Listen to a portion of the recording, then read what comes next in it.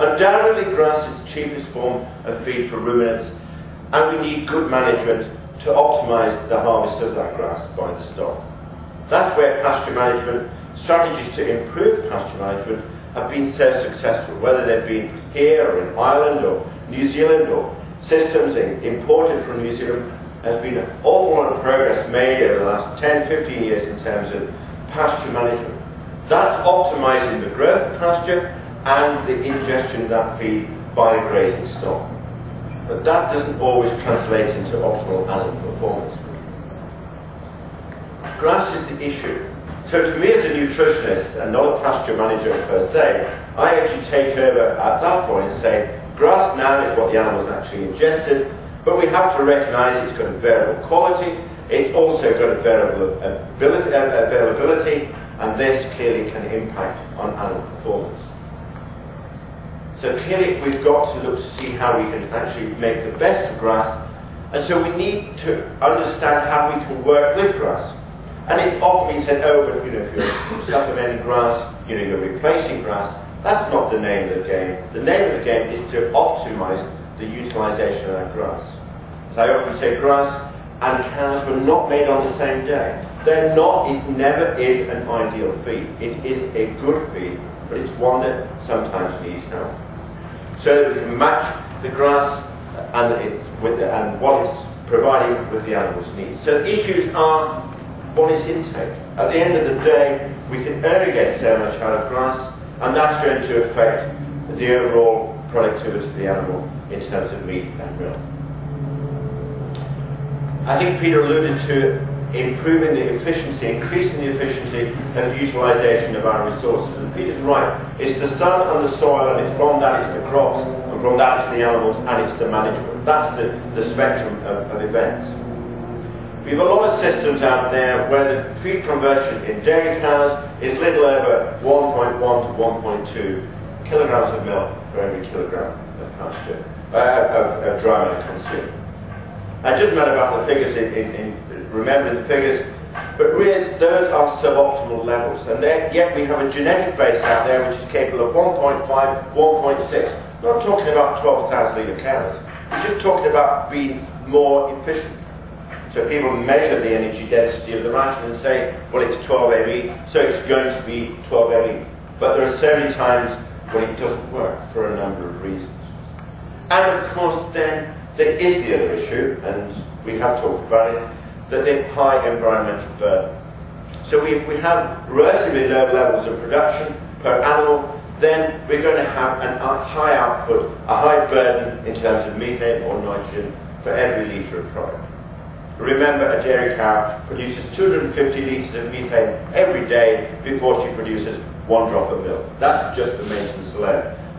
We've got to get these numbers right, otherwise we're going to have confusion out there in the industry. So there's opportunity to reduce the environmental burden on every litre of milk or every kilogram of beef you send down the road. So in our strategy, the Keenan grazing mixed ration strategy, which we apply to both dairy cows and beef cattle, we aim to optimise the pasture utilisation, because it's the cheapest form of feed we've got.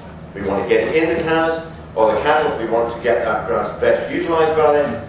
We want to improve animal performance, and particularly the conversion of feed into product.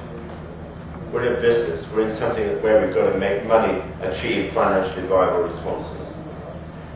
So we recognise when pasture is, and quality and availability may be actually affecting animal performance, and that's when we will provide suitable grazing mixed ration to overcome this limitation. Again, recognising that the composition of this supplement is as important as the actual amount. And we also must recognise that the business is not just simply about producing milk or producing meat, but it's actually about the health and also the reproduction of your herd as well. Important issues about improving rumen health. That's what cows are all about. Get the rumen right, and an awful lot of other things fall into place. In terms of sorting out the dry cows, and also the big issue of fertility. We don't need to go and suddenly breed another kind of cow to overcome fertility problems. We actually need to feed them properly. And that applies both in a grazing situation and also in a house situation. What are the gains?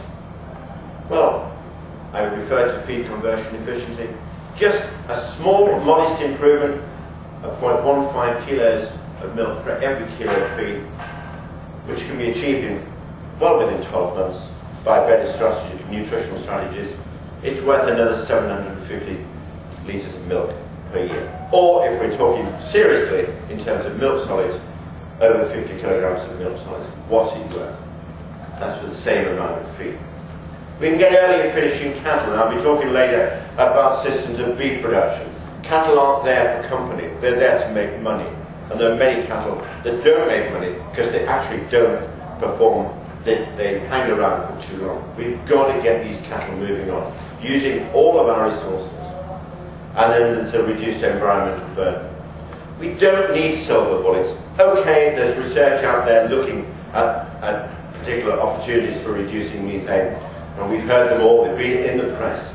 We have a solution there today, and that is to improve the efficiency of utilisation of our feeds, of all our feeds, be they grazed grass, be they conserved forages, or whatever they may be. That could bring you over a 20% reduction in methane tomorrow for every litre of milk that's produced. And in terms of beef, the gains, when we look at some of the perhaps less efficient ways of the way the suckler actually deals with herself, we could actually be looking at bigger gains. Now, the DEFRA said they wanted a 60% reduction. Well, they can only do that by actually shooting half the livestock, the ruminant livestock in the country. Here we've got something that is achievable, and it's achievable in a relatively short period of time.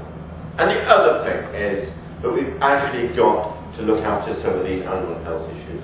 There are far too many cows, talking to Ian Sharman earlier this morning, too many cows that just aren't lasting long enough. So all of those issues, longevity, fertility, better performance, better utilisation of feed, I don't say nutrition actually has an answer to all of them, but it can make a serious contribution in all those respects.